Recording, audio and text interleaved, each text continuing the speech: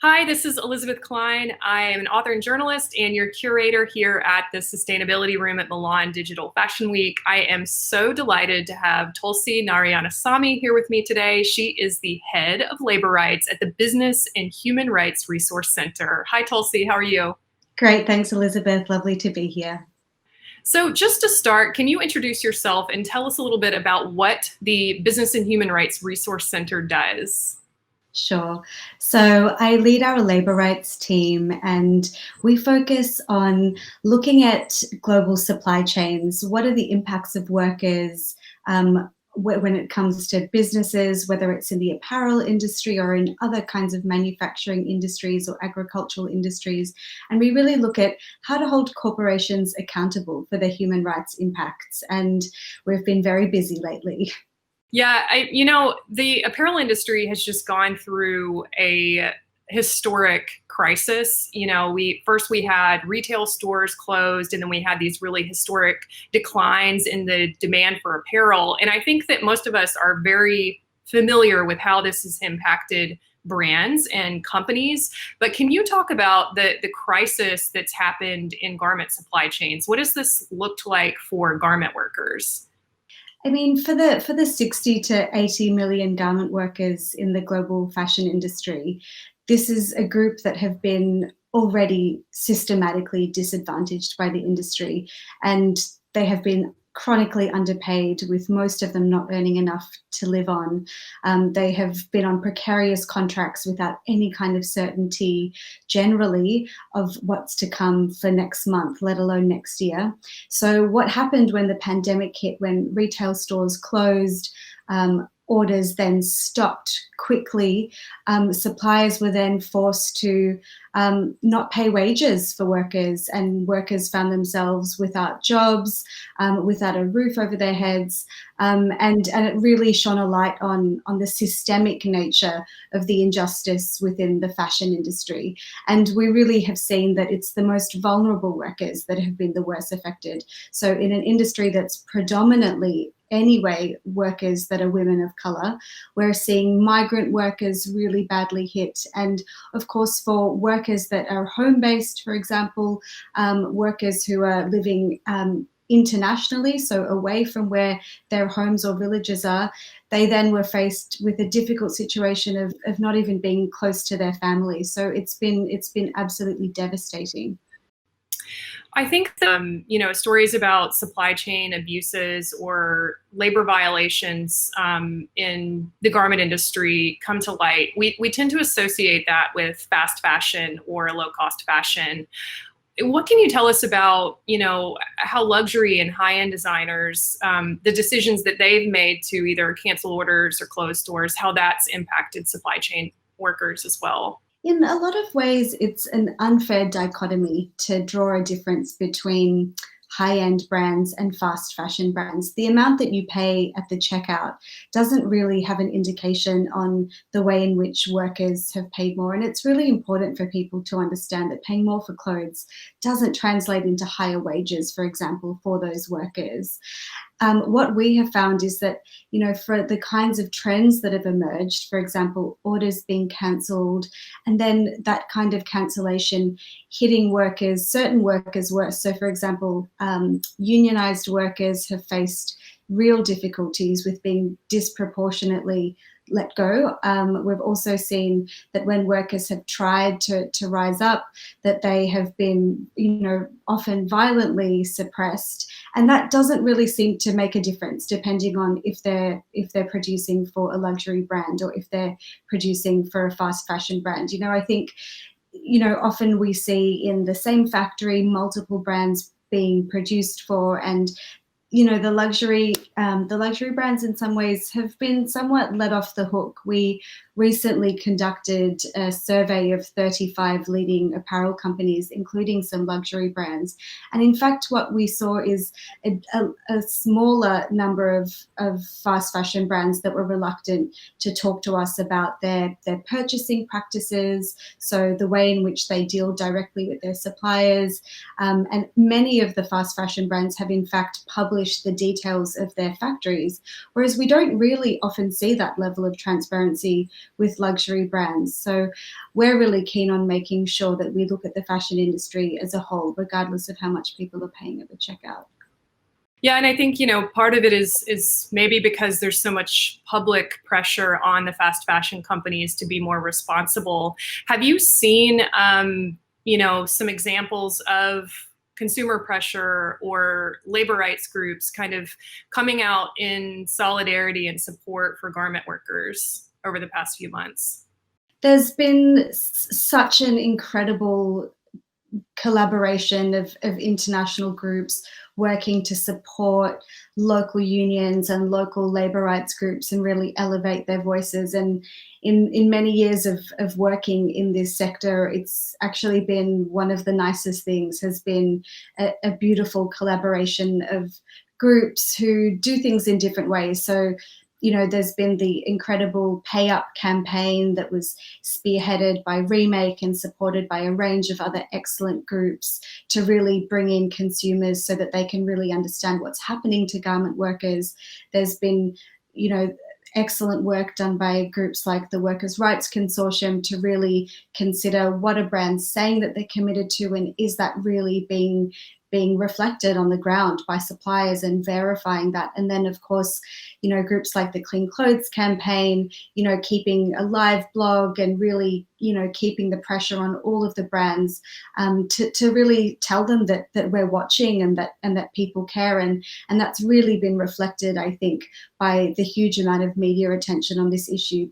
The real question, I think, is what do we do at this moment? It's an unprecedented moment for the industry. We are able to have conversations with people that we have been unable to before, and it's a moment that we could really use to transform the industry for the better, to put human rights and labor rights at the center of the industry. So I'm hoping that all of the collaboration that we're seeing comes to fruition for workers who have ultimately been asking for the same things over and over again. Workers have always been asking for a wage that they can live on. They've always been asking for safer conditions. And I think, we should be careful when we consider the role of the international organizations, because workers have always been at the forefront of their own struggles. They've always been organizing within their own factories. They've always been aware of where they sit within a broader supply chain, and that has increased exponentially since the Rana Plaza disaster in Bangladesh many years ago. And so it's really about what can we do to elevate and respect the demands of workers, and I feel hopeful for that. So there's the kind of near-term crisis that's happening in the industry where, garment workers are, of course, going to be impacted by just the decline in demand for apparel for the rest of the year. And then there's also this bigger issue of how we're going to help empower supply chain workers moving forward and kind of fix this power imbalance that exists in the industry between brands and garment workers. Are there any ideas being floated that you think could help fix some of these problems? Yeah, the one thing the pandemic has really shown us, as you say, is the structural nature of these issues. It isn't about just one brand or one factory or one country. This is a system that has been created in order to maximize profits for a huge number of different brands that operate within this industry, which means that they have historically distanced themselves from the workers in their supply chain. And this has largely been done to minimize risk for exactly these kinds of situations when something comes that can threaten the bottom line of brands, whether it's one brand or the industry as a whole. They have the ability to quickly cut and run and minimize their losses. And we saw that in March when the factories started to close because the retail shops started to close. And it's at that level that we really need to address the lack of accountability and really the impunity of the brands to be able to do that without any risk of consequences. And that risk of consequences is where I think we have the opportunity to really make a difference here. So what is it that allows brands to enjoy such incredible differences in power between themselves and suppliers and then workers. So in framing this as an issue of corporate accountability, we're able to really understand the lack of regulation that this industry enjoys. In so many other industries that we look at the Business and Human Rights Resource Centre, there are some levels of checks and balances for companies. So when we look at the purchasing practices for companies, how much they're paying per garment, are labour rights ring-fenced as a portion of the amount that's paid to suppliers? These kinds of questions are asked, and yet they're not really addressed within the industry. So it's in the area of regulation of the industry that we're seeing some pushes. Another huge area where there are a number of groups that are calling for a living wage. And again, we're seeing that the fundamental economic vulnerability of workers has been what has been disastrous for them. If you don't have any kind of safety net as workers because you're not paid enough to live on and you're in debt, you become in a really difficult situation, of course, when something like this hits. And a recent survey that was done by the Clean Clothes campaign demonstrated that there were barely any fashion brands that can say that they pay workers a living wage, regardless of if that's luxury brands or fast fashion brands. So, at that level, I think we need to really consider living wage as a human right, and we're seeing some momentum behind that as well. And beyond that, these are old issues, and so the solutions are old. Freedom of association and collective bargaining have always been fundamental enabling rights so that workers themselves are able to advocate for themselves and ensure a safe, fair, just workplace for themselves. And they're still, having those rights curtailed, and that's still exactly where we're hoping to be able to strengthen those as a result of what we're seeing under the pandemic. So you're talking a lot about changes to laws and regulation, and historically, corporate, ethics has been brand led. For our audience is mostly going to be brands and designers. What role can they do in supporting this transition to a more just industry? I think for the designers and the brands that are striving to do better, the thing that will really make that easier is a level playing field for them, and having mandatory laws that ensure that due diligence is conducted in supply chains. So being able to really understand who makes the clothes, where is the textiles and the leather coming from? Are those workers being treated fairly? All of these questions need to be asked, and they can be asked and answered. And we really see that there are some brands that do that and are trying to, but they shouldn't be the exception. There should be a rule that holds for all brands across the industry. So feeling comfortable to get behind the calls for things like mandatory human rights due diligence legislation is the kind of thing that brands could do. And the other thing that we really see is there has been a shift in the global fashion industry of late when it comes to transparency. So we see more brands than ever now feeling comfortable to publish the details of their factory list, and there are still others that haven't done that.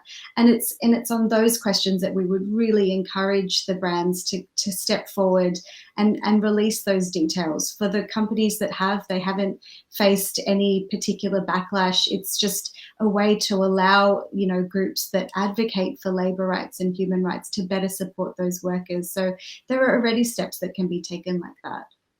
So we're here in the sustainability room, and I'm curious if you can talk a little bit about how fashion's sustainability over the last few years, how it's impacted supply chain workers. Have you seen any examples of it benefiting workers? And in addition to that, how should the industry be better integrating their approach to social and environmental sustainability?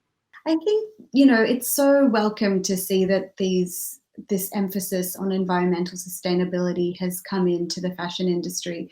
But too often we see an unnatural separation between environmental sustainability initiatives and human rights sustainability initiatives, when in fact what we can say is that workers themselves are best placed to be able to ensure any kind of environmental sustainability. They're the ones who are able to flag the real environmental impacts of the production of clothing, whether it's on the farm or in the factory.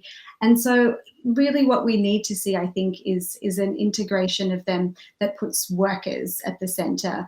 And so we really could then consider that things like freedom of association and collective bargaining, the right for workers to have unions in their workplace, is something that is fundamental for the environmental sustainability of the company. So it's just really considering, you know, who is best placed to really drive those kinds of initiatives and even understand the environmental impacts, and workers need to come first. Yeah, I've noticed in, you know, a lot of the conversations that are happening about the future of fashion, once again, the supply chain workers are not in that conversation. I'm wondering if you have any advice to the industry about how to better listen to people in their supply chains and to include them in conversations about the future of fashion. I think, you know, it's an interesting question you ask, Elizabeth, because, you know, we have to consider who the workers are. And this is a workforce that are primarily women of colour. And I think historically we have generally sidelined the voices of women of colour when it comes to, you know, what drives change and who should determine what that looks like. And I do feel like that is changing now that we have far more immediate access to the voices of workers with things like social media.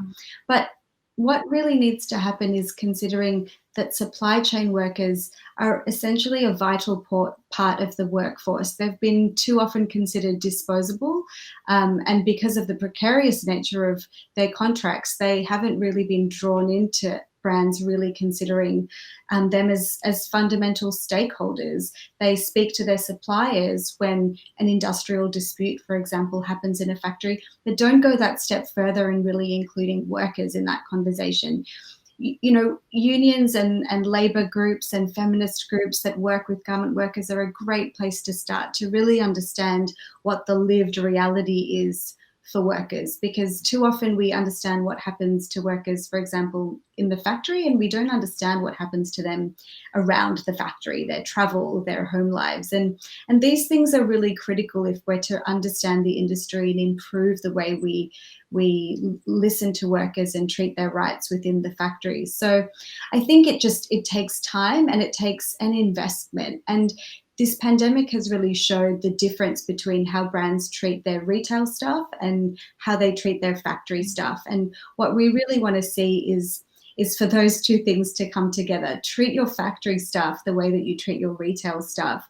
Even though they're outsourced, we should consider shortening supply chains, having fewer suppliers, building longer term relationships with them, and therefore creating workplaces that workers want to stay at for longer because they have their rights protected at work. They have maternity leave covered, they have their benefits covered, they're earning a living wage. These kinds of conditions are better not just for workers but also for brands, and taking things in that direction would be so very welcome.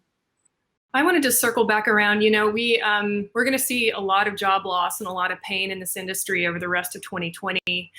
Do you think that brands have an obligation to the workers that are going to be out of jobs this year? You know, we keep talking about the future, but what about the kind of immediate pain that workers are feeling, and what responsibility do brands have to them?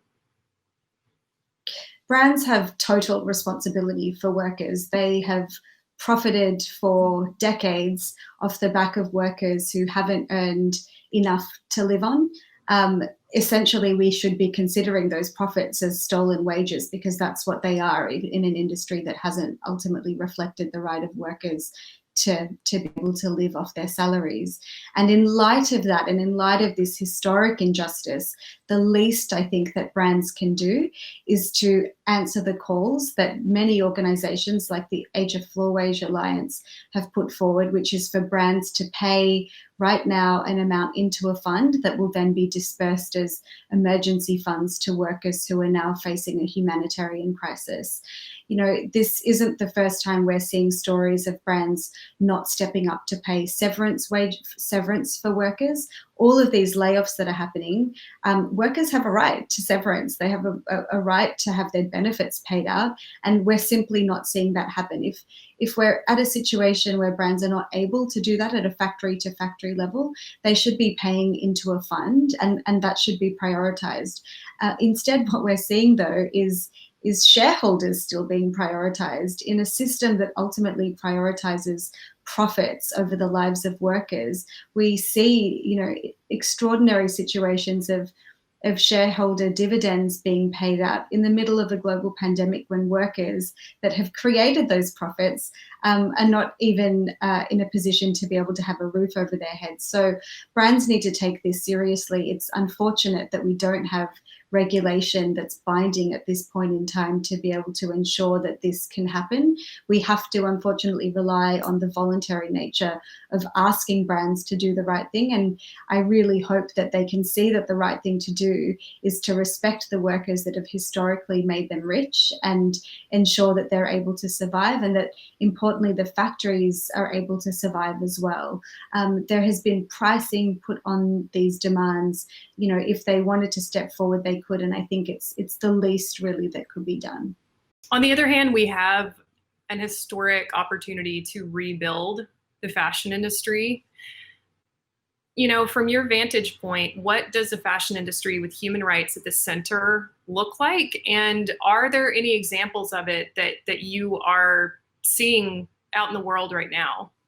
I think a rebalanced fashion industry would mean that the power is a little bit more equally distributed and that value is distributed more equally along the supply chain. It would mean that you don't have workers at one end of the supply chain earning a pittance, having to argue over a couple of pounds a day, and at the other hand, astronomical profits demonstrated by brands, many of which are owned by billionaires. I think, you know, reformulating the way that the industry works will mean that value is distributed more evenly. What workers pay is a stronger indication of their genuine contribution in value to the brand, and their rights are therefore much better protected.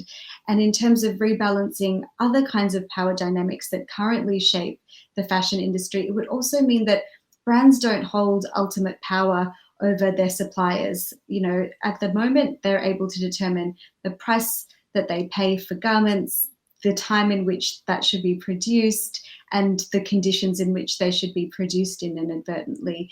It shouldn't be like that. Commercial relationships ought to be balanced, and the contractual relationships ought to reflect that. So a better, stronger, more sustainable fashion industry would see that rebalanced and workers brought in not just as third parties, but as fundamental, vital stakeholders of this industry. It's hard to say where I've seen this happen before, because from our vantage point, we're looking at this at an international level, and that's the level in which I think it's important for us to stay looking at this, because, you know, as much as there may be one or two brands that are doing things better, given that there are up to 80 million workers in this industry, it's just not at the scale that we're hoping to see. I think reform is possible, you know, in moments like these where there are, you know, a radical crisis happens that changes how we're able to think about everything in our lives.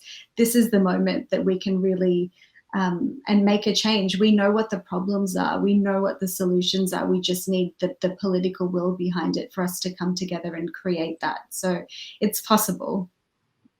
Thulsi, thank you so much. It's always a pleasure to talk to you, and thank you for your time. Thanks so much.